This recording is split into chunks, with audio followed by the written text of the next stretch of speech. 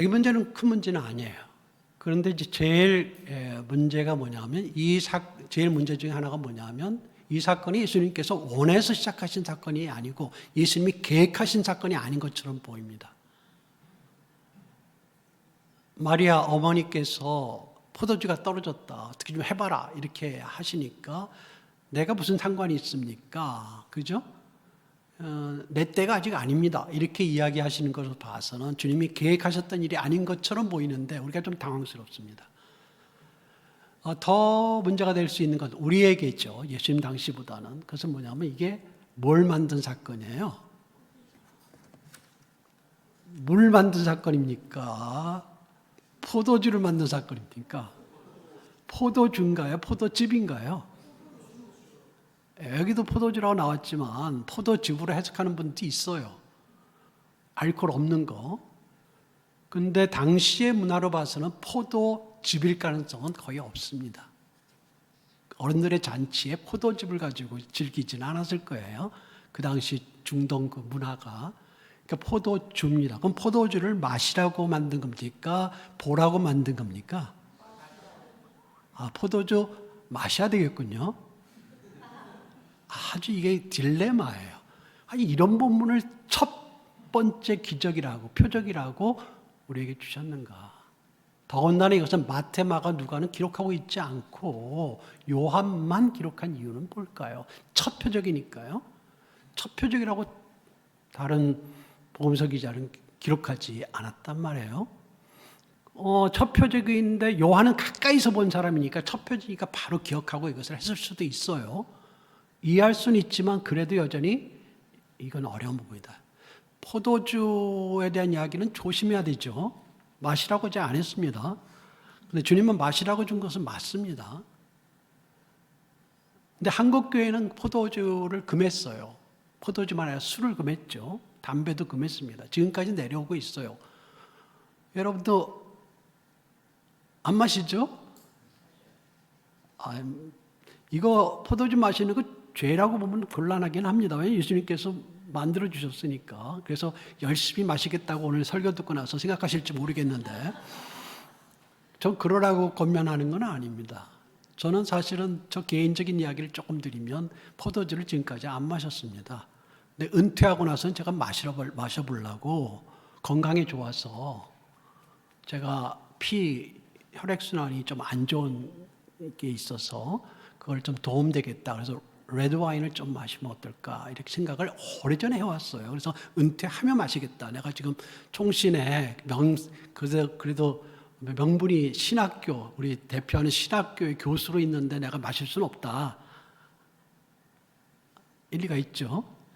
근데 이제 은퇴했으니까 이제 조금 자유롭게 좀 즐기는 것보다도 건강을 위해 좀 먹었으면 좋겠다. 아직까지 못 먹었어요. 2월에 은퇴했는데 우리 딸이 그만하겠습니다.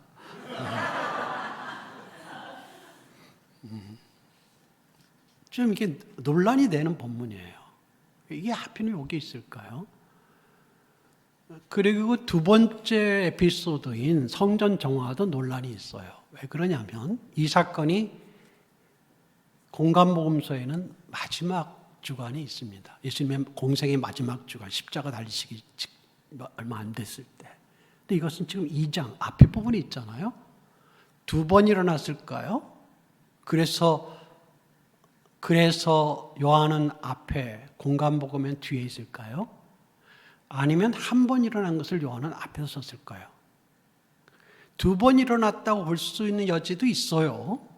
그때 두 번 일어났다고 하면 근데 요한은 왜 앞에 것만 썼을까요? 뒤에는 안 쓰고? 앞에 썼기 때문에 뒤에는 안 썼을까요? 제가 보기에는 두 번 일어날 가능성이 좀 희박하다. 100% 배제할 수는 없지만 그 이유는 너무 똑같아요. 예수님 당시에 성전 정화를 초기 일으키셨다면 그 일으켰을 때 성전에 그리스도께서 오실 때마다 요주인물이 됐겠죠? 못 들어오게 하겠죠? 막았겠죠?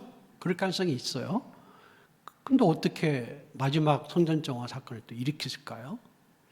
이것을 잘 보시면 중요하게 이해하셔야 될 게 뭐냐면 요한복음이 예수님의 생애 순서대로 일어난 것이냐, 아니면 테마 중심으로 한 것이냐, 또는 신학적으로 배열한 것이냐라는 것을 이해해야 되는데요.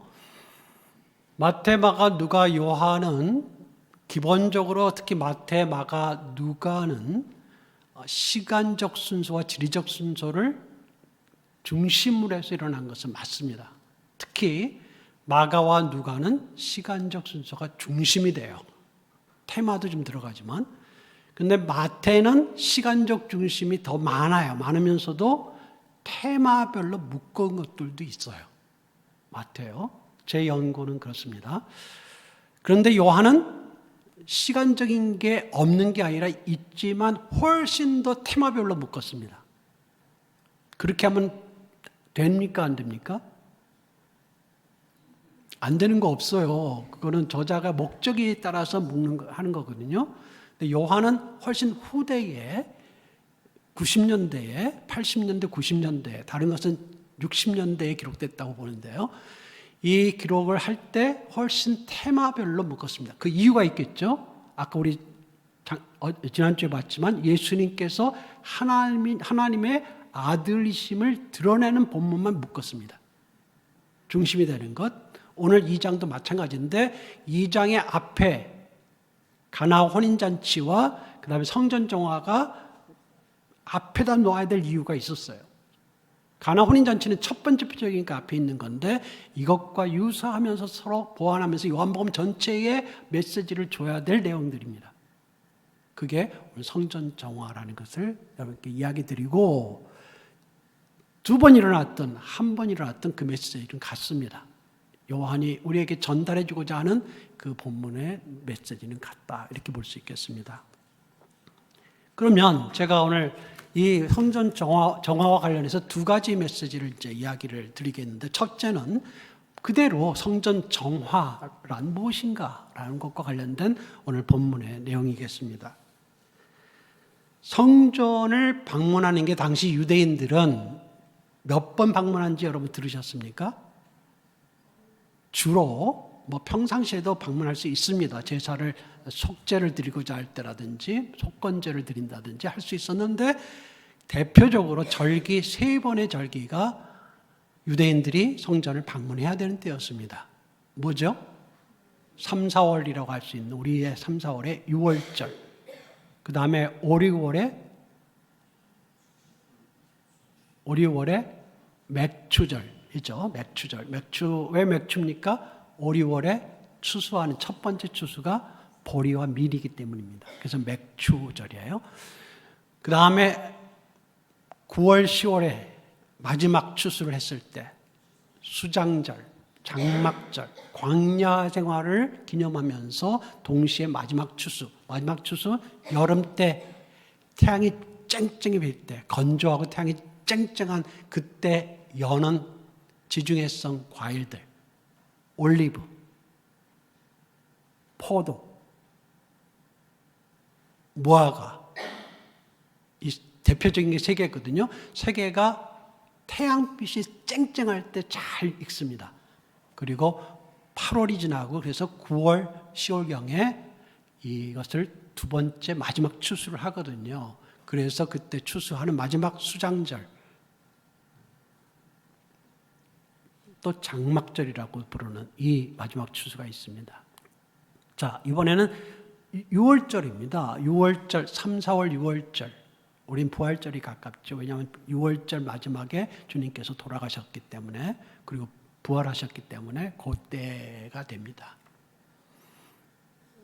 6월절에 주님께서 성전을 방문하셨는데, 이때는 성전에 모인 사람들, 이 예루살렘에 모인 사람들이 20만이 넘을 거예요. 평상시에는 7만 정도였다 그래요. 7만이면 애게 그럴지 모르시겠지만 당시에 7만은 작은 인구가 아닙니다. 거기에 전국에서 또 다른 나라에서 따로 사는 유대인들, 디아스포라 유대인들까지 절기 때 순례해서 오는 많은 유대인 인구들이 있었을 때입니다. 그 유대인들이 모였을 때 지금 성전 마당이 좀 번잡하고 막 시끄럽고 그랬을 거예요. 성전 마당은 이방인의 뜰로 알려져 있는데요. 이방인의 뜰에는 이방인들도 들어갈 수 있을 수 있고, 그 다음이 여인의 뜰, 여인까지 들어갈 수 있고, 그 다음에는 이스라엘의 뜰, 유대인 남자들이 들어갈 수 있는 곳이고, 그 다음엔 제사장의 뜰, 제사장들만 들어갈 수 있는 그 뜰이 이렇게 있고, 그 다음에 성소와 지성소 이렇게 있는 곳입니다. 여기에 이방인 뜰에는 당연히 이방인들도 있고 장사하는 분들이 많이 있고, 거기엔 소, 양, 그렇죠? 이런 또 비둘기, 이 장사 왜 할까요? 이 짐승들로 뭘 하죠? 예, 제사를 드리게 하는 제물로 사는 것이죠. 그런데 여기서 다 살 수 있으니까 얼마나 편해요. 멀리서 저 갈릴리 지역에서 소를 끌고 와서 서로 제사 드리기가 어렵지 않습니까? 근데 여기서 이렇게 돈 주면 살 수 있으니까 얼마나 편해요. 이 편하게 하기 위한 동기입니다. 나쁘게 생각하지 마세요. 또 여러분 생각할 때 성전에서 판매한다, 상거래한다, 이게 문제다 이렇게 보시는 분도 있는데 저는 그렇게 보지는 않습니다. 왜? 제사를 도와주는 것이죠. 그리고 돈을 환전한다, 세속에서 쓰는 드라크마라든지 로마 코인들을 이제 여기서 성전에서 쓰는 성전 돈으로 바꿔주는 건 당연한 것입니다. 그래서 헌금을 할 수 있게 해주죠. 우리는 뭐 그런 게 필요 없지만, 그러니까 그거 자체가 나쁜 거다 보기는 어렵습니다. 그런데 주님께서 이 장면, 복잡한 장면을 보시면서 굉장히 불편하셨던 겁니다. 그래서 거기에 성전 정화의 액션을 취했는데 그 근본 동기가 뭘까요? 성전 정화 사건의 내용을 보게 되면 이 단어들이 굉장히 강한 단어들을 쓰셨어요. 쫓으셨다. 밖으로 이렇게 밖이라는 말이 들어간 단어들인데요. 전치사하고 합성어예요. 그 앞에 단어가 굉장히 강한 단어, 에크라는 단어인데요. 내쫓았다. 돈을 내쏟으셨다. 우리 쏟으셨다로 번역됐지만 그 말이 에크가 또 들어가서 내쏟으셨다. 그냥 쏟는데 이렇게 쏟았다는 것이죠. 상을 엎으셨다. 상을 엎으셨다. 엎으셨다는 거기에 단어가 또 거기 전치사가 들어가는데 위로라는 단어가 들어가요. 그래서 위로 확 뒤집었다는 거예요. 굉장히 강한 단어들만 썼어요. 그러니까 하나님 그리스도께서 굉장히 분노하시는 모습을 보여줍니다. 왜일까요? 상거래라고 보기보다는 더 근본적인 게 있다라고 봅니다. 왜냐하면요, 이때의 자료들에 의하면 이 헤롯 시대에 성전 제도가 매우 부패해 있었다라는 것이죠. 특히 대제사장 가문 안나스 집안이 힘을 주고 그 뭐 장인 뭐 이렇게 되잖아, 사위 이렇게 되지 않았습니까? 이 힘을 휘두르면서 성전 제도가 부패했다. 성전 제도가 부패했다는 것은 무슨 말이냐면 성전 제도에 관여했던 제사장들, 주로 사두개파입니다. 사두개파 제사장들이 물질적으로 탐욕적이었다는 말입니다. 돈을 밝혔다는 말이고 물질에 욕심을 냈다는 것이고, 그래서 그들이 그 상거래를 컨트롤하고 있었다라는 거예요. 그러면 그들이 어떻게 부패할 수 있을까요? 이런 거죠. 돈을 먼저 많이 준 사람에게 먼저 제사 지내게 한다거나, 그렇죠? 또는 편리를 주는 대신에 폭리를 취하거나 소를 비싸게 판다든지, 여기서 안 살 수 없게 만든다든지, 자기에게 짐승을 산 사람들을 더 먼저 또 우선적으로 제사에 참여하게 한다든지, 그렇지 않은 사람은 소외시킨다든지, 가난한 사람들, 비둘기 하는 사람들은 뒷순서로. 탐욕과 욕심, 그리고 거짓과 불의가 거기에 깃들게 되면 부패하는 거예요. 사회도 그렇고 교회도 그렇습니다. 그래서 당시의 사람들은 당시의 사람들은, 유대인들은 다 그런 생각을 가지고 있었다라고 어떤 학자는 이야기해요. 무슨 생각? 메시아가 오시면 뭔가 이 성전에 대한, 성전 제도에 대한 액션을 취하셔야 된다. 왜? 이건 정상이 아니니까. 그리스도가 이 메시아적인 액션을 취한 것이다. 이렇게 그래서 해석하기도 하거든요. 타당한 말입니다. 그런데 어땠을 것 같아요? 여러분이 그 당시 장면으로 들어가시면 제사를 그래도 드리는 게 낫겠어요? 더러워서 제사 안 지내겠다고 해야 되겠어요? 제가 무슨 말을 하는지 아시겠죠? 제사를 지내지 않고는 하나님께 나아갈 수 없으니까 당시는요. 성전 안에 가야, 그래야 하나님과 비슷하게 만나는 것처럼 보일 수는 있잖아요. 신앙생활은 그렇게밖에 못하니까 당시에는. 더러워도 가야 되는 거 아니에요? 제가 안 좋은 말 써서 미안합니다. 욕이 나오겠죠. 욕이 나와도 할 수 없이 그걸 사용해야 되는 거죠. 그게 불행한 나라와 불행한 종교가 그런 거예요. 안 할 수는 없으니까. 그래서 하나님의 백성이니까 가야 되니까 더러워도 가자. 이거 얼마나 불행해요? 그리스도가 여기에 대해서 철퇴를 가한 거예요. 메시아적인 액션이면서 메시아적 액션은 이건 아니다라는 것을 이야기해 주는 거예요. 하나님의 것은 이래서는 안 된다. 하나님께 속한 사람들은 이래서는 안 된다. 하나님의 것은 거룩해야 된다.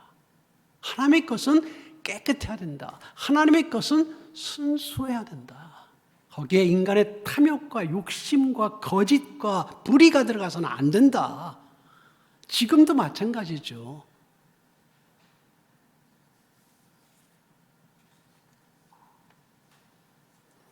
그래서 이것을 이야기할 때 일부 예배 때 제가 이걸 영어로 좀 풀었었는데 용어들을 근데 안 하기로 했어요. 별로 효과가 안 좋았던 것 같아요.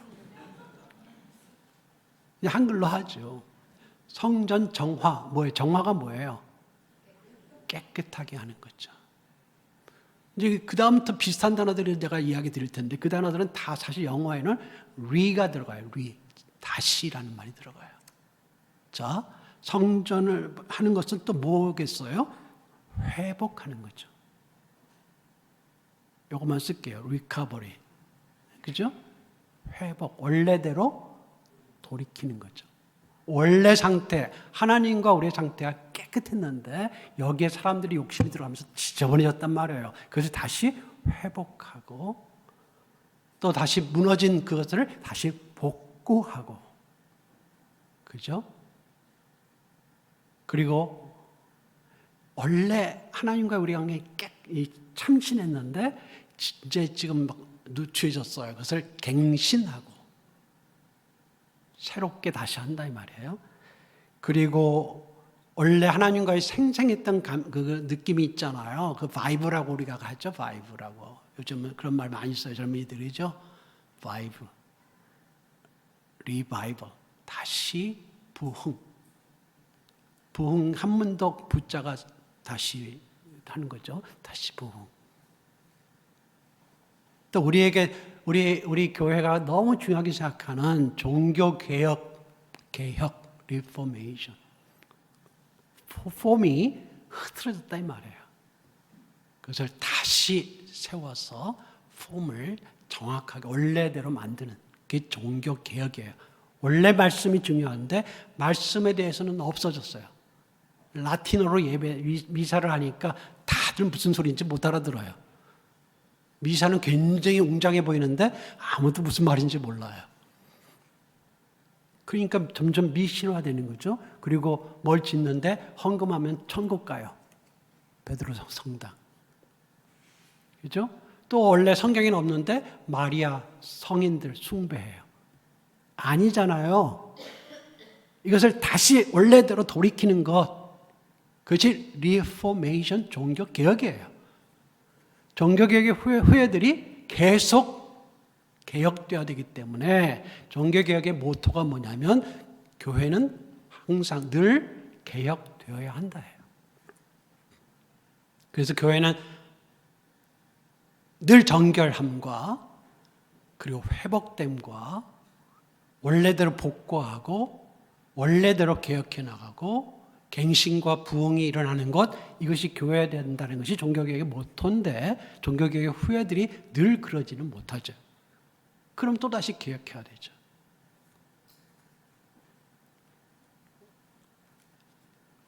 제가 여기에 대해서 할 말이 많지만 우리가 거기에만 몰두해서는 안 되는 이유가요. 이것이 너무 중요한 그리스도의 액션이잖아요. 하신 일이잖아요. 중요한데 질문 하나 던질 게 있어요. 그렇게 중요한 건 맞는데 왜 매번 하시지 않으셨나? 성전이 그 외에도 여러 번 오셨어요. 근데 그때는 성전이 괜찮았나요? 이때만 안 좋았을까요? 이게 마지막에 일어났다고 해도 그 전까지는 놔두시다가 마지막에 한 판 터뜨리고 그냥 십자가에 죽으시는 걸까요? 이 사건이 십자가에 죽으심과 밀접한 관계가 있는 건 여러분 이해되시죠? 지도자들이 가만히 두면 안 되잖아요. 이런 상황에서. 그래서 십자가로 가는 거거든요. 십자가형으로 준비하는 거거든요. 이게 마지막에 일어났을 가능성이 높다는 것을 또 말해주는 것이고요. 근데 주님께서는 그래도 그전에는 왜 가만히 계셨나? 라는 질문을 할 수 있죠. 그럼 이 사건을 여러 번 하시지 않으시고 한 번, 많아요 두 번 하신 이유는 무엇일까? 이것을 이렇게 생각하면 안 돼요. 이 사건을 중요하지 않다 이렇게 볼 수는 없어요. 한 번 하시더라도 중요해요. 중요해요. 두 번 하셨더라도 여러 번 하신 거 못지않게 중요하긴 해요. 그래서 이 정신을 잃어버리면 안 돼요, 교회는. 그러나 더 말해주고 싶으신 게 여기가 아니고 개혁해야 된다는 것, 그리고 한 가지 높아심의 이야기 드리면 개혁한다고 자꾸 주장하는 사람들 중에 정상적인 주장이 있지만 또 자꾸 들러 엎는 사람들이 있어요. 그러지 마세요. 주님 그 당시 불의한 게 얼마나 많았겠어요. 들러 엎으셨던 정치 지도도 로마의 식민지 아니에요, 그때가. 제가 그거 운동하지 말라는 건 아니에요. 개혁운동, 혁명운동 제가 저거 하는 건 아니에요. 그러나 그리스도께서는 뭐가 더 중요하신지를 이야기하셨어요. 이것도 중요했어요. 제 말 이해하시죠? 그러나 매번 이걸 다 그렇게만 하신 것은 아니에요. 그 이유가 있어요. 그게 두 번째 메시지와 관계가 있어요. 특히 요한복음은 두 번째 메시지를 소개하는데 그게 18절에서 22절이에요. 그 부분은 한번 제가 읽겠습니다. 이에 유대인들이 대답하여 예수께 말하기를 내가 이런 일을 행하니 무슨 표적을 우리에게 보이겠느냐? 예수께서 대답하여 이르시되 너희가 이 성전을 헐라 내가 사흘 동안에 일으키리라. 유대인들이 이르되 이 성전은 46년 동안의 지었건을 내가 3일 동안에 일으키겠느냐 하더라. 그러나 예수는 성전된 자기 육체를 가리켜 말씀하신 것이라. 죽은 자 가운데서 살아나신 후에야 제자들이 이 말씀하신 것을 기억하고 성경과 예수께서 하신 말씀을 믿었더라. 이 18절에서 20절 말씀이 공관복음서 마태, 마가, 누가에는 없습니다. 이 비슷한 말씀이 다른 데 있어요. 그런데 요한은 이 말씀이 이 사건 뒤에 있었다는 것을 기억해냈어요. 그리고 이것을 기록했는데 중요한 메시지가 여기에 있기 때문에 그래요. 아까 다시 질문으로 돌아가서 예수님께서는 왜 한 번만 이 사건을 일으키셨을까? 그 사건이 중요한 건 맞고 교회도 지금의 교회도 계속해서 그 정신을 살아가는 것 맞지만 왜 한 번이었을까라고 한다면 주님께서는 지금 다른 것을 강조하려고 해요. 사람들이 이런 성전 정화 일을 하는 것이 당신이 메시아라고 생각해서 하는 것 같은데 진짜 메시아 그리스도라면 그럼 표적을 보여달라. 당신 메시아인지에 대해서 이런 말이거든요. 질문이. 주님께서 병을 딱 고치거나 그 자리에서 뭘 확 하셔서 표적을 보여주셔서 내가 메시아이기 때문에 메시아로서 이렇게 한 것이다 이렇게 보여주시면 되는데 그렇게 안 하시고 사실은 가장 큰 표적인 그리스도의 부활에 대한 예고를 하신 거거든요. 이해하시죠? 지금 당장 뭘 보여달라고 막 보여주고 이러지 않으세요. 그 많은 표적을 행하셨지만 그 전에도 바로 우리 요한복음에 의해서도 물로 포도주를 만든 사건을 일으키신 그분인데 그렇게 보여달라고 막 보여주고 그러지 않았어요. 그렇게 사람들을 입맛에 땡겨서 해주지 않았어요. 그런데 가장 큰 표적이 뭐예요? 바로 죽은 자로 작가가운데 있다가 죽임을 당했다가 일어나는 거죠. 성전 같은, 성전보다 더 거대한, 당시 헤롯 성전은 제2성전이라는 수르바벨, 포로 이후에 만들어진 수르바벨은 작은 성전이었어요. 그냥 돈이 없었으니까 조그맣게, 솔로몬 성전이 다 파괴되고 바벨론 시대에 바벨론이 포로로 갔다가 돌아오면서 제2성전 수르바벨에 의해서 조그맣게 지어져서 사람들이 그 성전 보고 울었다 그러잖아요. 하도 볼품 없으니까. 옛날에 솔로몬의 성전을 기억하던 사람들이 울었다 그러잖아요. 근데 이것을 나중에 몇백 년 지나서 이제 헤롯이 왕이 되면서 유대인들에게 호감을 주고 호감을 받기 위해서 이걸 확대해요. 더 크게 지어요. 그 성전의 토대가 14만 평방미터라 그래요. 14만 평방미터는 우리 평으로 말하면 4만 평이 넘어요. 성전의 토대가. 얼마나 되는 거죠? 나이 드신 분은 감이 있을 거고 젊은 분들은 감이 없을 거예요. 4만 평. 14만 평방미터. 감이 있으세요? 여전히 없어요. 괜찮아요. 저도 잘 감이 안 잡혀요. 한쪽 면이 400m 정도 전으로 이게 딱 직사각형이 아니고 어떤 면이 좀 더 길고 어떤 면이 좀 짧다 그래요. 그렇게 생겨진 건데 한쪽 면이 보통 400m, 제일 긴 면이 450, 한쪽 면은 300에서 400 이렇게 그렇게 지어졌는데 서벽, 지금 남아있는 통곡의벽이라는 서벽이 바로 485m 길이였다 그러는데 그 남아있는 벽, 나중에 무너졌잖아요. 70년에 무너졌는데 남아있는 벽은 그 원래 성전의 벽이 아니고 그 밑에 시온산을 이렇게 무너지지 않게 하고 그 위에 짓기 위한 밑에 옹벽이라고 그랬죠. 축대. 그 벽이 일부가 남아있어요. 주님께서 돌 하나도 돌 위에 남아있지 않고 다 무너지라고 하셨잖아요. 그 위에는 다 무너졌고 그것을 토대를 만들기 위한 옹벽의 일부만 서벽으로 남아있어요. 근데 그 길이 원래가 485m. 엄청난 거죠. 이 해발 750m라고 그래요. 시온산이. 예루살렘이 거기에 지어진 거예요. 근데 거기에서 좀 더 높은 곳에 이제 마지막 정상을 깎고 성전을 세운 거죠. 그 성전과 예루살렘의 그것이 밤에 이렇게 등불이 붙여질 때는 저지되어 있는 쪽 사람들이 다 그게 빛이 보이고 또 건물들이 낮에도 보여서 이 산 위에 있는 동네 예루살렘 거기에 위에 있는 또 성전 그게 성전이 완전히 멸망한 게 70년이에요. 예수님께서 이 예언하신 것은 약 30년 전으로 AD 30년 전으로 하면 이해되시죠? 성전 같은 그리스도를 사람들이 무너뜨리는 게 그리스도의 죽음이었고 십자가에 그리고 사흘이 안 돼서 이 말씀대로 사흘 동안이라는 말은 사흘 안에라는 직역하면 사흘 안에 이 일이 일어나리라 했는데 사흘 안에 금요일날 돌아가셨는데 토요일날 주일날 됐을 때 사흘이 안 돼서 사흘째 사흘 만에 주님 부활하셨잖아요. 이 사건을 말하는 거죠. 그 부활이에요, 부활. 그리스도의 부활을 예고하는 거죠. 그리스도의 부활은 이제 바울에 의해서 좀 더 이야기 설명이 되는데 그 부활은 그를 따르는 자들이 결국 부활하게 될 것을 이야기하시죠. 요한복음에는 너희가 나를 믿는 자는 영원히 살 것이다라는 말, 그거 말이 이루어진 것이죠. 이해되시죠? 근데 또 하나가 있어요, 메시지가. 뭐냐면 우리 그 말씀을 다시 한번 볼까요? 21절 같이 읽어볼까요? 21절 시작. 그러나 예수는 성전된 자기 육체를 가리켜 말씀하신 것이라.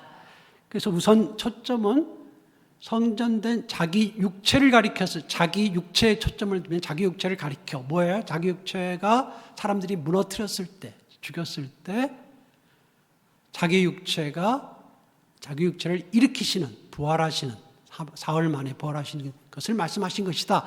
첫 번째 초점, 부활. 그죠? 이해되시죠? 두 번째 초점은 조금 더 앞으로 가서 뭐예요? 성전된 자기 육체라는 말을 주목하세요. 그리스도의 몸이 뭐라고요? 성전이다. 이 지금 헤롯 성전이 뭐였어요? 성전이잖아요. 제2성전, 성전, 하나님과 하나님 성전이잖아요. 하나님과 만나는 장소, 하나님의 임재 장소예요. 처음에 성막이었죠. 왜 성막을 주셨어요? 하나님이 그곳에 임재하겠다. 광야 생활하는 동안에 성막이 있었잖아요. 그래서 불기둥과 구름 기둥으로 왜 에워싸셨을까요? 내가 여기에 임재해 있다라는 상징을 보여주는 거죠. 하나님이 어디나 다 계시는데 특별히 너희 가운데 내가 성막 안에 있겠다라고 약속하시고 그렇게 하신 거잖아요. 그리고 그 안에서 내가 임재할 뿐만 아니라 하나님이 자기 자신을 가두시는 건 아니에요. 근데 마치 가두시는 것처럼 다 온천하의 창조주이시고 모든 곳에 다 계실 수 있는 그 하나님이 때로는 그쪽에 내가 내 자신을 두겠다고 말씀하시고 거기서 나의 백성들을 만나시겠다. 만남의 자리로 성막을 만드신 거잖아요. 그게 이제 성전 시대에 들어와서 그 성막은 광야 시대에 막 다니면서 해야 되니까 텐트로 해야 됐고 정착 시대가 되니까 성전이 돼서 뭐라고요? 하나님이 자신의 임재를 거기다 두겠다. 그 성전에서 너희들을 만나겠다. 물론 그리스도 오시기 전까지는 소수로 만나셨지만 제사장들이나 이해되시죠? 그런데 그 성전을 주님께 누가 이제 성전이라고요? 누가? 그리스도 자신이, 그리스도의 몸이 성전이 돼서 우린 그래서 그분을 마태복음에서 임마누엘이라 하라라고 했죠. 임마누엘이 뭡니까? 하나님이 우리와 함께 계시다. 그리스도 안에서, 이 성전된 그리스도 안에서 우리가 하나님을 만날 수 있게 되고 그리스도 안에서 우리가 하나님께서 임재하시는 것을 보게 되죠. 알게 되죠. 그리스도가 성전이신 거거든요. 그러니까 왜 부패한 성전을 한 번 액션 또는 두 번 액션으로 성전 정화를 시키신 다음에는 그냥 내버려 두셨을까요? 이게 더 이상 그게 성전의 효과가 없기 때문에 그래요. 이해하실 수 있죠? 이제 당신께서 새 성전으로 오셨다는 것을 강조하는 것으로 충분하거든요. 옛 성전이 새 성전으로 바뀌었어요. 그것을 대체라고 할 수 있죠. 여러분, 이 사건과 그러면 이것이 가나 혼인잔치 사건과 어떤 관계가 있느냐. 두 가지가 서로에 결합돼서 온다 그랬죠. 첫째, 개혁, 복구, 갱신의 의미가 있다고 그랬잖아요. 성전 정화, 첫 번째 사건, 기억나시죠? 그런 것이 이 가나 혼인잔치에서 포도주가 떨어졌잖아요. 잔치 분위기가 사그러들었죠. 이것을 포도주를 만들어서 무슨 일이 일어나요? 포도주를 만들어 공급함으로써 잔치 분위기가 다시 복구되죠. 회복되죠. 원래 잔치의 상태로 돌아가죠. 이해하십니까? 그 메시지가 연결되어 있죠. 두 번째, 옛 성전이 지나가고 새 성전인 그리스도가 오셨어요. 그럼 새 성전인 그리스도가 오신 것은 뭐라 그랬어요? 앞에 것을 바꾸는 거 대체라고 그랬죠. 그렇죠? 가나 혼인잔치는 원래 물이 무슨 물이에요? 정결 예식의 물이에요. 물 항아리가. 정결 예식은 뭐 하는 거였어요? 당시에 식사하기 전에 예식이라는 게 종교적 의식이에요. 신앙적 의식인데 식사하기 전에 손을 깨끗이 하는 거예요. 어떤 분은 발을 깨끗이 한다는 게 아니고 손 깨끗이. 지금도 이스라엘 가게 되면 레스토랑 입구에 수도꼭지가 있어요. 수도꼭지가. 아, 손을 씻으라는 건 알겠죠? 그러면 화장실에도 수도꼭지가 있을까요? 없을까요? 있어요. 근데 또 있어요. 그 입구에. 뭐 하는 거라고요? 그 예식, 손을 씻는 것이 예식, 종교적인 예식을 하고 들어가라 이 말이에요. 지금도 하고 있어요. 그 물이 그 물이에요. 손을 씻어서 정결케 한 다음에 들어가서 하나님이 주신 음식을 먹는다. 이게 유대인들의 종교 사상 행습이에요. 근데 주님께서는 그 물을 뭘로 만드셨어요? 그리스도의 잔치의 포도주로 바꾸셨죠. 자, 이해되십니까? 성전 정화 두 번째 의미가 성전에 바꾸는 대체거든요. 그래서 이 가나 혼인잔치와 이 지금 성전 정화 사건이 두 가지가 같이 맞물려 가요. 그래서 두 개가 하나의 쌍이 돼서 전체 메시지를 주죠. 제가 마무리를 하겠습니다. 오늘도 찬양 안 할 것 같이 보이죠? 네. 제가 마무리를 하기 조금 늦었습니다만 중요한 이야기이기 때문에 제가 더 드립니다. 예수님께서 성전으로 계셨는데 그 계신 예수님께서 승천하고 떠나가셨어요. 그러면 이 땅에 이제는 저 새로 성전은 이제 몇십 년 지나면 사라질 거고 사라지기 전에도 이미 새 성전이 그리스도셨기 때문에 그러면 이제 성전, 하나님께서 임재하시고 하나님께서 사람들을 만나시는 이 성전은 어디 간 걸까요? 우리는 어떻게 이 성전 우리에게 주어질까요? 두 가지죠. 하나는 그리스도께서 영으로 오시는 거죠. 성령으로. 그게 오순절 성령 강림의 역사고, 근데 성령으로 오셔서 성령께서 성전 역할을 하시지만 성령께서 사람들 안에 역사하셔서 사람들을 성전으로 만드셔요. 그게 뭐예요? 자, 다른 각도로 물어볼게요. 그리스도의 몸은 뭐예요, 오늘날? 바꿔서 물어볼게요. 교회는 그리스도의 뭐예요?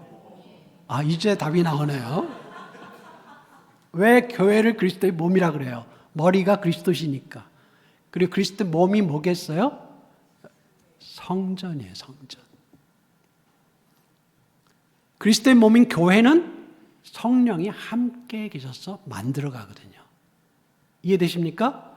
근데 예전 성전은 딱 그 자리에 있었죠, 헤롯 성전. 그런데 그리스도는 다니시잖아요.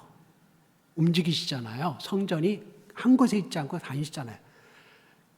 교회는요, 그리스도 이제 영으로, 근데 다니시는데 한 군데 계실 수밖에 없잖아요. 근데 승천하셔서 영으로 가세요. 그럼 어디에 계실 수 있어요? 어디나 계실 수 있죠. 그래서 세계 곳곳에 그리스도의 몸된 교회가 세워지게 돼요. 뭐 하는 것이라고요? 하나님이 임재하시는 성전이에요. 건물이 아닙니다. 사람들이에요. 하나님이 있는 사람들이에요. 하나님이 임재하시는 장소예요. 하나님께서 어디나 계실 수 있어요. 그러나 하나님이 약속하셨어요. 특별히 내가 그들 가운데 가겠다고요. 그게 교회예요. 그게 전체로 모이거나 대예배로, 소그룹으로 여러분 같이 목장으로 모이거나, 그것이 교회, 성전이에요. 하나님 뭐 하신다고요? 임재하신다는 거예요. 그리고 하나님께서 뭐 하신다고요? 하나님의 사람들을 만나신다고요. 그들의 현장에, 고민 속에, 슬픔 속에, 그리고 서로가 격려하는 나눔 속에 하나님께서 그 성도들을, 그의 백성들을 만나시는 자리로 교회, 성전으로 만드셨다고요. 그래서 여러분, 전도할 때 그리스도를 직접 증언하는 것도 중요해요. 또 한편으로는 그게 잘 안 될 때는 어떻게 하면 돼요? 어떻게 하면 돼요? 데리고 오세요. 네? 교회에서 믿음을 갖게 돼요. 여러분 한번 생각해 보세요. 여러분 가운데 얼마나 그리스도의 복음을 직접 받아서 믿고 교회에 오셨나요? 대부분이 와서 믿게 됐죠. 그죠? 어떤 어렸을 때부터 와가지고 믿게 됐죠. 교회 왜요? 구원의 자리로, 하나님을 만나는 자리로 만드셨기 때문에 그래요. 주님께서 부활하신 다음에 제자들에게 말씀하세요. 너희가 무슨 죄든지 사하면 사하여질 것이고, 무슨 죄든지 그대로 두면 그대로 있으리라. 요한복음 마지막에 나오는 20장에 나오는 말씀이거든요. 무슨 말이에요? 우리가 사죄권이 있다는 게 아니에요. 개인이 아니고 교회로서 구원의 통로 역할을 한다는 거예요. 우리 광양교회를 왜 이곳에 두셨어요? 여주에. 그래서 여주 광양교회라고 그러셨어요. 여주에서 하나님 임재의 자리가 되라는 거예요. 여주에서 하나님이 만나시는 자리가 되라는 거예요. 만약 우리가 그 역할을 못하면 촛대가 옮기는 거예요. 자, 주님께서 지금도 개혁하세요. 그렇죠? 개혁하시지만 또 하나 뭘 하셔요? 개혁의 수단이 될 교회들을 세우세요. 교회가 어지러워요? 기도하세요. 그렇다고 계속 그걸 개혁하려고 안 해도 돼요. 하나님이 대안되는 새성전다운 교회를 세워서 그 역할을 하시는 거거든요. 여러분이 준비됐습니까? 완전하지 않아요. 우리는 부족해요. 그러나 여러분 그렇게 하고 싶어요? 생명과 빛이 우리 안에 흘러가기를 원하세요? 은혜와 진리의 풍성함이 우리 안에 말씀 가운데, 기도 가운데, 또 주님을 만남 가운데 채워지기를 원하세요? 여러분이 채워주시고 체험을 받으시고 경험하시고 이제 그걸 흘려보내시면 됩니다. 주님의 은혜가 여러분에게 있기를 축복합니다. 기도하겠습니다. 하나님 감사합니다. 우리를